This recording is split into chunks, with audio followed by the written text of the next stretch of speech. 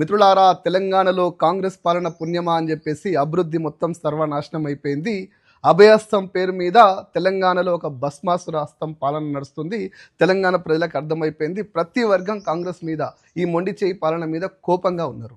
ఇకపోతే నేను ఎందుకు ఇంత ఆదివారం పూట సాయంత్రం పూట లైవ్లో ఎందుకు వచ్చినా అంటే, హైదరాబాదులో ఒక ఏసీపీ కండువ అయ్యని అధికారి లెక్క మాట్లాడుతుంటే, రేవంత్ రెడ్డి మాట్లాడిస్తుంటే, డీజీపీ స్క్రిప్ట్లు ఇస్తుంటే చదివినట్టుంది. ఇండస్ట్రీని తెలంగాణ నుంచి, హైదరాబాద్ నుంచి ఆంధ్రాకు, చంద్రబాబు నాయుడు కోసం ఆంధ్రాకు తరలించే ప్రయత్నం చేస్తున్న రేవంత్ రెడ్డికి డీజీపీ అండ్ ఈ అధికారులందరూ సపోర్ట్ చేస్తున్నట్టుగా తెలంగాణ ప్రజలకు అర్థమైపోయింది. మిత్రులారా, రోజు గురుకులాల పిల్లలు చచ్చిపోతుంటే దాని మీద ఎవరు మాట్లాడాడు? వాళ్ళకి ఎవరు పైసలు ప్రకటించరు.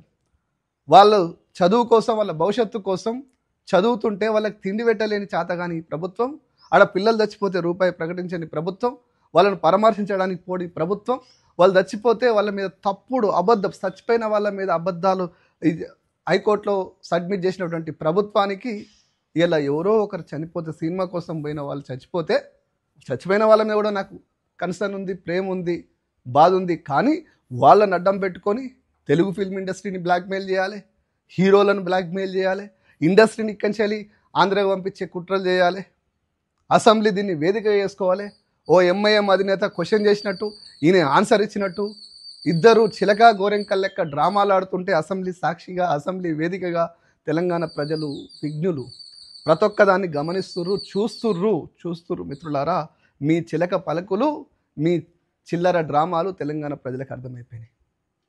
మళ్ళీ చెప్తున్న మిత్రులారా, చంద్రబాబు నాయుడు మెప్పు కోసం తెలంగాణలో ఉన్న ఫిల్మ్ ఇండస్ట్రీని ఆంధ్రాకు పంపించే ప్రయత్నం, ఇక్కడ ఉన్న హీరోలని తక్కువ చేసే ప్రయత్నం, ఒక సంఘటనను పట్టుకొని గోరంతల్ని కొండంతలు చేసే ప్రయత్నం, ఒక దుర్మార్గమైనటువంటి అభియోగాలున్నటువంటి అధికారితోటి పేయి వలగొట్టిస్తా, మదమొక్కి ఇలాంటి చిల్లర భాషను వాడుతూ పోలీస్ స్థాయిని దిగదారుస్తారు. ఇంకా ఇలాంటి ఈ మహిళలను వేధించినోడు, లంచగొండల దగ్గర, స్మగ్లర్ల దగ్గర లంచాలు అడుక్కున్నోడు ఇలా పోలీసుల ఆత్మస్థైర్యం గురించి మాట్లాడతాడంటే, మరి పోలీసుల ఆత్మస్థైర్యం ఎటు పోవాలి? నిజమైన పోలీసులు ఎటు పోవాలి? ఒక్కసారి ఆలోచన చేయండి. మనం ఎవరితో స్క్రిప్ట్ ఇప్పిస్తున్నాం, మనం ఎవరితో అభియోగాలు చేపిస్తున్నాం, వాళ్ళ స్థాయి ఏంది, వాళ్ళ చరిత్ర ఏందో తెలుసుకోవాలి కదా. డీజీపీ గారు, రేవంత్ రెడ్డి గారు ఇట్లా మాట్లాడితే నా మీద కేసు పెడతారు, కొడతారు. ఈ జాతి కోసం ప్రాణం పోయినా పర్వాలేదు, కానీ కొంతమంది లోఫర్ల ఆటల్ని చూస్తూ ఊకోను.